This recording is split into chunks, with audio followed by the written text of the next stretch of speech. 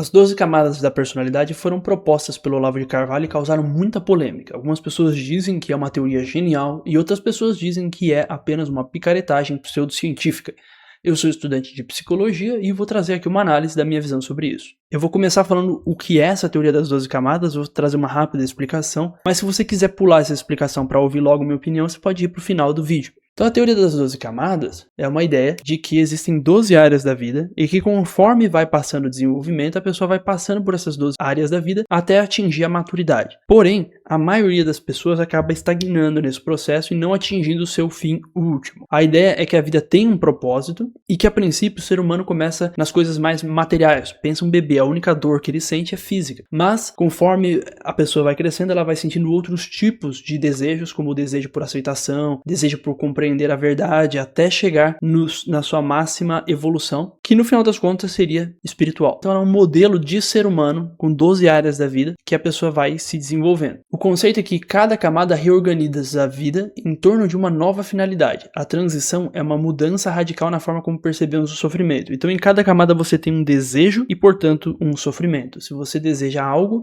o sofrimento é quando você não alcança aquilo. E existe uma incompreensão das camadas mais baixas em relação às camadas mais altas. Então as pessoas que estão nas camadas mais baixas vão pensar que as mais altas são hipocrisia, loucura, que você está fingindo, mas elas não vão entender. Qual o método para saber que camada você está, ou pelo menos ter uma noção? É se perguntar onde dói. Então o tipo de sofrimento revela a preocupação central. Falta de elogios revela, então, uma preocupação com a aceitação. Dor por ser ineficiente revela um desejo de ser eficiente. Crise de sentido revela a sede por um propósito na vida, que seria relativa à 8ª camada. E quais seriam essas 12 camadas? A primeira camada é o corpo, e aquilo que é mais físico dado ali no nascimento. Um bebê está nessa primeira camada, é o que é físico e orgânico. Um problema de camada 1 seria um problema físico mesmo. A camada 2 é aquela hereditariedade no sentido de tendências de personalidade herdadas, como temperamento e coisas do tipo. Cada uma das camadas está associada a algum autor que falou a respeito disso. Sisonde foi um autor em psicologia que falou a respeito da hereditariedade e de como a família acaba nos influenciando. A camada 3 vai falar como é que se aprende as coisas mais básicas para desenvolver aquilo que é uma inteligência de um adulto. Então uma criança está passando por esse estágio estudado por Piaget e aqueles que falam sobre educação. A 4ª camada fala sobre a vontade de ser amado, de ser elogiado, de ser reconhecido. E o principal autor que fala a respeito disso é Freud, na psicanálise, que vai estudar a história das emoções da pessoa. A 5ª camada ela fala sobre o desejo de ser poderoso, o desejo de ser suficientemente forte e adulto e, portanto, é o desejo de provar o poder pessoal e a autonomia. A 6ª é a respeito do desejo de não apenas se sentir poderoso, mas realmente conseguir conquistar as coisas. Por exemplo, quando uma pessoa para de simplesmente querer provar para si mesma que é capaz, mas quer realmente ganhar dinheiro para poder se sustentar. A 7ª camada se refere já aos papéis sociais. Então a pessoa não quer apenas se sustentar, ela quer realmente contribuir ali com a família dela, ela quer casar. Então o foco está na responsabilidade perante o grupo e cumprir os seus papéis sociais. Tem a síntese individual, o homem maduro agindo sobre a realidade. A ideia é que a pessoa percebe que ela vai morrer. Então aqui aquela crise dos 40, vamos dizer assim, a pessoa percebe que ela é mortal e que então ela precisa pensar o que ela quer fazer com a vida dela. Na 9ª camada fala-se sobre a personalidade intelectual, aquele desejo não mais apenas de se sentir amado, de se sentir poderoso, ou de ganhar dinheiro, ou de ser um bom pai, mas de realmente conhecer a verdade e os valores universais. Então é realmente entender o que é que está acontecendo. Na 10ª, o desejo de agir pelo que é ético perante todos. Então é você ser uma pessoa correta. É mais ou menos o que Kant vai escrever sobre a ideia de você buscar o que é correto e entender que você deveria ser um exemplo para a humanidade, então não deve fazer aquilo que você acha que outras pessoas não deveriam fazer. A camada 11 fala sobre perceber-se como um personagem histórico e pensar qual legado você vai passar para as futuras gerações. E a camada 12 é pensar o que Deus vai pensar a respeito da sua vida, a respeito de si, e portanto é a camada mais espiritual, que fala sobre o sentido da vida. Viktor Frankl escreve sobre isso, porque a gente tem dois extremos, pessoas que dizem que é uma teoria idiota, que é uma picaretagem, que é uma burrice, e tem gente que fala que é uma teoria genial, que nunca foi pensada antes na história da humanidade. E aí, será que não existe um meio termo entre essas duas coisas?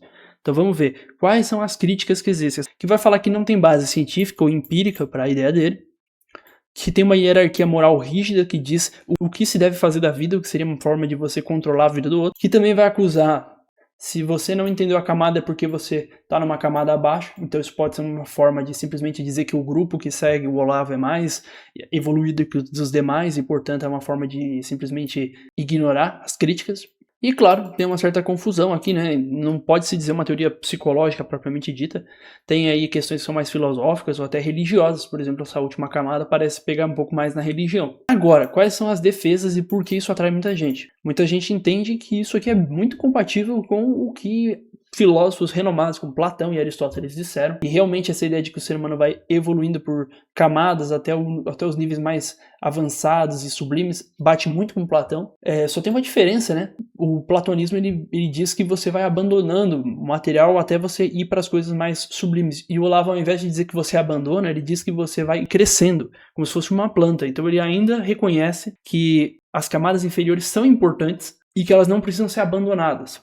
Então ele não rejeita a matéria ou as coisas mais concretas. E ela acaba oferecendo um sentido para as pessoas que estão buscando algo que vai além das técnicas científicas. Bom, minha opinião sobre isso aqui é que, na verdade, o Olavo de Carvalho pegou essas 12 camadas das 12 casas astrológicas. E cada área tem um simbolismo e, de certa maneira, é uma leitura simbólica da realidade. Você não precisa acreditar em astrologia para acreditar nisso aqui. Você não precisa acreditar em astrologia porque isso aqui não é astrologia. Isso aqui é o simbolismo astrológico aplicado. A ideia de que existem várias áreas da vida, a ideia de que a vida de uma pessoa possui várias áreas, faz sentido na psicologia. Existe, por exemplo, a psicoterapia baseada em processo, que vai trabalhar com isso. Por que essas 12, né? Porque a astrologia usa esse modelo. Bom, é um modelo um pouco arbitrário. Poderia se dividir em outro número. Os autores que são citados, por exemplo, Piaget está citado aqui, na quarta camada você vai ter a psicanálise sendo citada, eles não são congruentes entre si. Então, não é que esses autores realmente iriam concordar entre si. Tem que tomar um pouco cuidado com isso. O que o Olavo está tentando fazer é fazer uma visão integrativa. Bom, a ideia de uma visão integrativa é interessante, mas, honestamente, eu acho que isso é um insight criativo, confuso, que não é científico. Se for vendido como científico é bobagem. Eu acredito que isso aqui não seja necessário, mas não deixa de ser interessante. É uma boa reflexão, talvez um modelo filosófico interessante, mas como modelo científico isso aqui não explica a personalidade, porque o nome teoria das 12 camadas da personalidade parece dizer que é uma teoria de personalidade. Se eu sou extrovertido, introvertido. A teoria não diz nada sobre isso, é uma teoria do desenvolvimento. Não é uma teoria científica, mas também não é uma teoria idiota que não tem embasamento nenhum. Na verdade, ela é uma ideia de que existem 12 áreas na vida, que aparentemente existem mesmo, e que o desenvolvimento passa por elas. Essa ideia tão cronológica me parece perigosa. Eu não sei se o Olavo disse exatamente que tinha que ser rigorosamente assim, mas cada pessoa se desenvolve de um jeito. A galera que idolatra essa teoria como se fosse assim, algo fantástico e paga rios de dinheiro nisso, eu acho que tá perdendo seu tempo. A galera que acha que isso aqui é uma idiotice que não quer dizer nada é cabeça dura, porque não consegue ouvir alguém que pensa diferente politicamente. O Olavo de Carvalho ele era alguém que tinha um conhecimento enciclopédico, então ele sabia de muitos assuntos e conseguiu perceber várias áreas da vida, a contribuição de várias abordagens, e conseguiu perceber que seria possível pensar em um modelo integrativo. E essa ideia é legal. Porém, a forma como isso é usado para falar assim, o brasileiro é quarta camada, e as pessoas do meu curso vão subir de camada, fica parecendo que você está pregando um aspecto sectário. Eu não vejo razão para odiar essa teoria, e não vejo razão para idolatrar ela. Eu acho apenas um insight interessante de uma pessoa que tinha um conhecimento vasto, mas que também não tinha um conhecimento profundo. O Olavo de Carvalho não entendia muito de psicologia. Ele entendia de alguns assuntos que tocavam na psicologia, mas não entendia de psicologia propriamente dito. Essa teoria não explica exatamente o desenvolvimento do ser humano. As etapas podem não funcionar dessa maneira, e as divisões em 12 partes parecem arbitrárias. Mas a ideia de que você precisa cada vez mais buscar algo mais elevado e motivações mais profundas parece fazer bastante sentido para mim, e isso é uma contribuição interessante. Mas também não é algo que exista apenas na teoria do Olavo. Isso existe em outras teorias.